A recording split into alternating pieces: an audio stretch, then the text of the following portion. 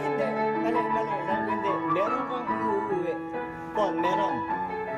Yun yung sense of pride mo para sa mga kababayan natin dito na nagtatrabaho. Tama yan, Rafi. Tama yan. And sila ang tunay na kapuri-puri sa lahat. Di ba? Totoo.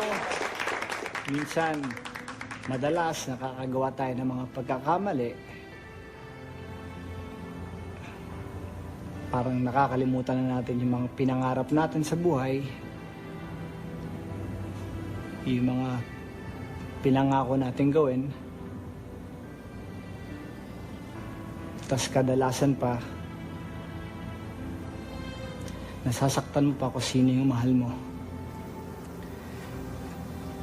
Pero kailanman, tayo mga Pilipino, hindi natin nakalimutan kung bakit tayo nasa ibang bansa.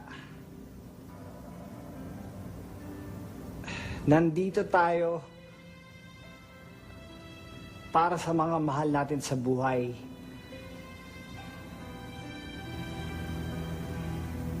Kahit ganong kahirap ang buhay dito,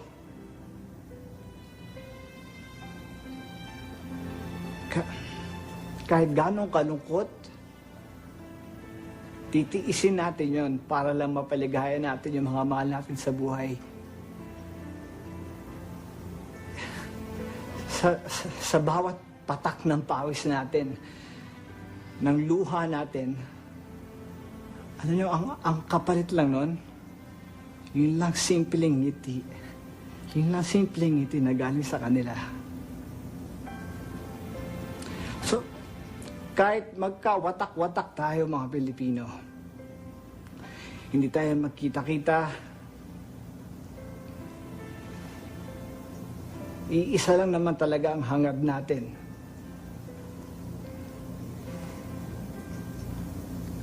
Ay yung maging buo ang pamilya natin. At siyempre para matupad yun, kailangan tayong tumayo.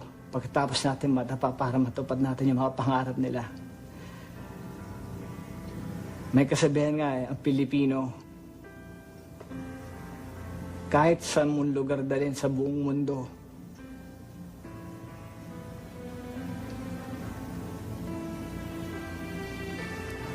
the best yan. The best talaga.